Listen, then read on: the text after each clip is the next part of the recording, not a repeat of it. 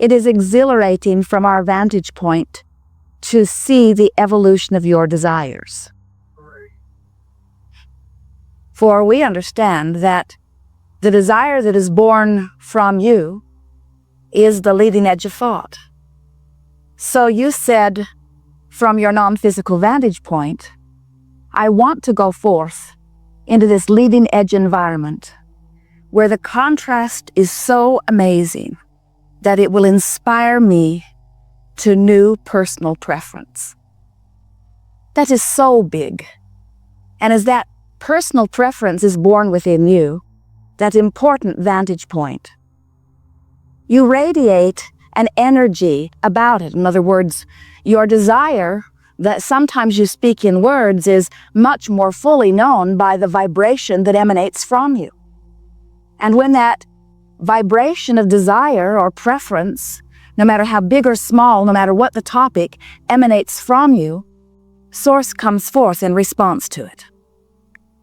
And as Source comes forth in response to it, you have the potential of a full manifestation. Of course, you must be a vibrational match to that which you're asking for. And that is really what this gathering is about. It is about putting some emphasis upon your awareness of your vibrational content so that you can deliberately massage, you might say, your own energy content into vibrational compliance or alignment with your own desire. Humans don't understand that for the most part. Most humans are working very hard to mold themselves into compliance with something far different from that. Sometimes it's rules that the government has offered. Sometimes it's rules that the family has offered. Sometimes it's agreements that your society offers in an attempt to have some order of business. But most humans, you of course are the exceptions, are not really all that aware of their vibrational content. They do not understand that when they offer a desire, it is vibrationally offered, and that the way to know what the content of your vibration is by paying attention to your emotional guidance system. It's a wonderful thing when you realize that you can feel the power of your pull of desire. In other words, when you ask, it is always given every single time. The question is, are you letting in what you're asking for? You can tell how much you're asking or how focused the energy is around a subject by how powerful the emotion feels. If you feel strong emotion, whether it is positive or negative, it means this desire really, really matters. And if the emotion that you feel is positive, like enthusiasm or passion, then you are in the state of allowing that which you are asking for. If the desire feels more painful to you, then that is an indicator that you have more often practiced the vibration that does not match the desire than the vibration that does match the desire. And it's important for you to be aware of the way you feel in order to think and feel, think and feel, think and feel, think and feel, think and feel. In fact, we would say to you that thinking and feeling and thinking and feeling and thinking and feeling is the process by which you deliberately mold the vibrational content of your being into compliance with your own desire. You came forth filled with desires. Your desires are more general in nature than many of you think. The desire that you were born with is more like, I want to have a joyous experience and I want to be of value. But it is not offered from your non-physical vantage point as a wishful, hopeful thing. It is more offered from a absolute expectation thing. Watch the little ones, they still remember. They come forth with confidence and determination to do it their way. You don't always like that as adults, and you spend a good deal of your parenting skills trying to teach them not to do it their way. But the source of them is determined to do it their way, and as soon as they can get loose of the parental grip, they will do it their way. And they often will learn very talented manipulative skills where they will deceptively do what you want them to do, at least when you are watching. But the source that is within them will always reign supreme. And what is at the core of every one of you is the absolute knowledge that you are powerful creators, that you are God force embodied in these physical bodies, and you have come forth into this leading edge creative environment in order to find joy and satisfaction in the creative process. You did not come forth to fix something that is broken because nothing is broken. You did not come forth to make the world a better place because you already understand that the world is what those who are about it have created it to be. In other words, you did not come forth from your non-physical vantage point saying, I will go forth and straighten them out. I will help them see the errors of their ways. Instead, you said, this is a big place. This is an environment where everybody can create whatever they are wanting. You understood this is an environment where law of attraction is the manager of all things. And you knew that the creating of your experience was about you deliberately choosing a vibrational stance or attitude or mood or personality, and that from that vantage point you would draw unto you things that match that. You never said, I'll go forth and I'll look around into the environment and I'll fixate on things that are wrong and I'll fix them, because you knew from that vantage point that anything you fixate on will become a vibrational part of your point of attraction. So when you look at things not wanted and you shout, no, no, no, we've got to get rid of that, the longer you look at it and the harder you shout and the more effort you give to it, the more you achieve vibrational alignment with this thing you do not want. And in this law of attraction-based universe where it is all about inclusion, never exclusion, you get the very thing that you are giving your attention to. So it turns out that when you say yes to something, you are including it in your vibration. It is a part of your point of attraction.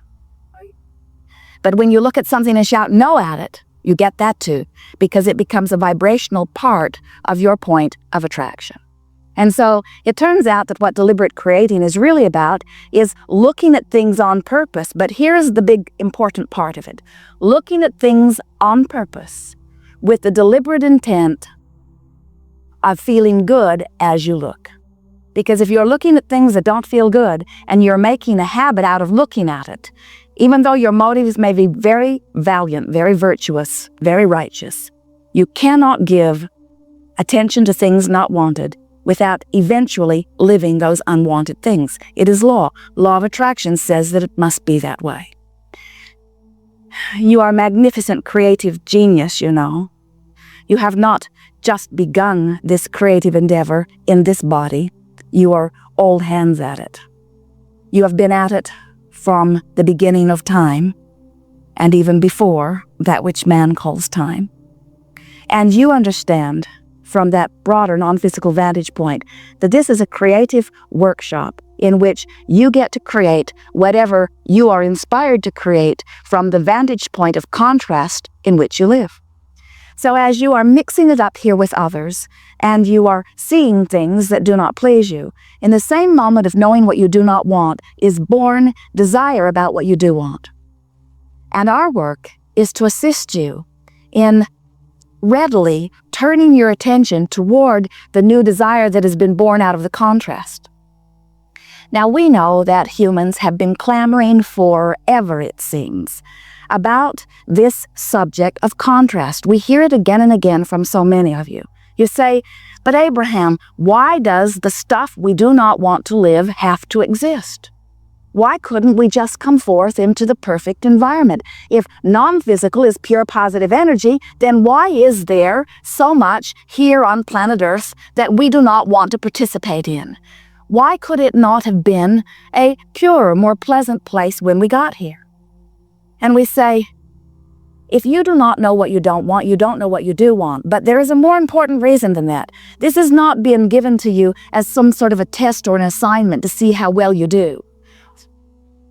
This environment is an environment where free will reigns, which means you get to think about whatever you want to think about. No one restrains you. Nobody can stop you from your thoughts. And your thoughts are all powerful because your thoughts make up the vibrational content of your point of attraction. And whatever the content of your point of attraction is what is gravitating to you with a gravitational pull that no one and nothing else can determine. In other words, nothing can set off your gravitational pull. When you are fixated on something, you've activated in your vibration, it's on its way to you. And what you must do as deliberate creators is be aware by the way you feel of what's coming. And reach for thoughts that feel good so that what comes always feels good. So many humans look out into the environment and they see things wanted and things not wanted, and they sort of develop the attitude that I will find a way of getting me to that and that to me, because I really don't like being here in the absence of it. But they don't seem to understand that as long as they keep talking about the absence of it, as long as they keep beating the drum of where they are, they keep acting the vibration of where they are, and anything that's not in the vibrational drum beating of their personality or mood can't get in, no matter how much they say they want it. You got to practice the beating of the drum of the things that you want. In other words, you got to get happy and you got to beat the drum about things that you want in order to establish a consistent enough vibration within yourself that you become that point of attraction. As you see things that you do not want, and you talk about them, and you join clubs about them, and you write articles about them, and you join organizations about them, you become a vibrational match to the very thing you do not want. And then everywhere you go, it shows itself to you until you become even more convinced that the world is all about this big black hole that you don't want. And we say, oh, this is such an amazing world. As we peer into this world through your eyes, it is not one world, but it is as many worlds as there are perceivers of it.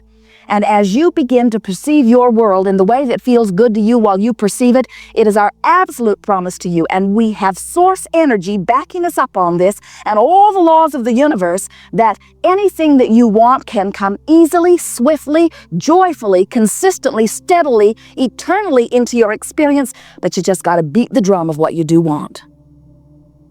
We are eager to talk with you about anything that is important to you. We will not encourage you to beat the drum of what's going wrong very long.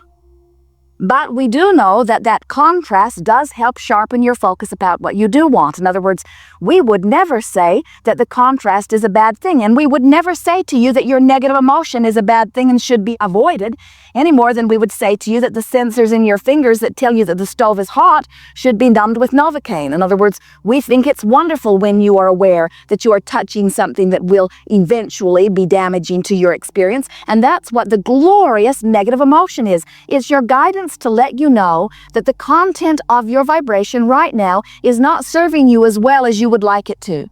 It isn't someone saying to you, bad girl or boy. It isn't someone saying to you, if you keep this up, you will be punished because it is wrong for you to hold this thought. It's just the natural laws of the universe saying to you, you are not in vibrational compliance with your desire. Do you hear that? That's not source energy saying you're not in compliance with my desire. This is not God saying, I have this list of things that you must do, and if you don't do them, I'll zap you with the pain that we call negative emotion. If you keep it up, I'll give you cancer. There's nothing like that. It is that when you are in vibrational misalignment with the energy that you have summoned, it does not serve you any more than if you plug in your toaster and then stick a fork in the line. In other words, when you add resistance to current, it shows up in ways that are sometimes startling.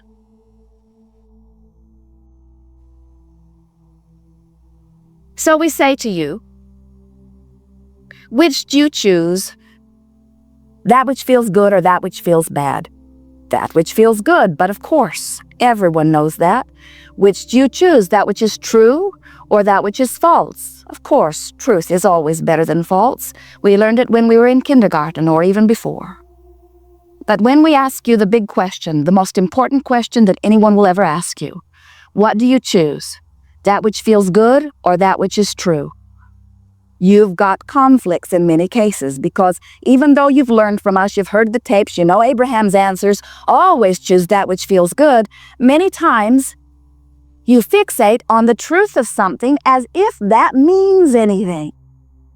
The truth of it is, here I stand. You say, this happened, these are the facts, these are the details, and here I stand, mired in this truth. And we say, so what?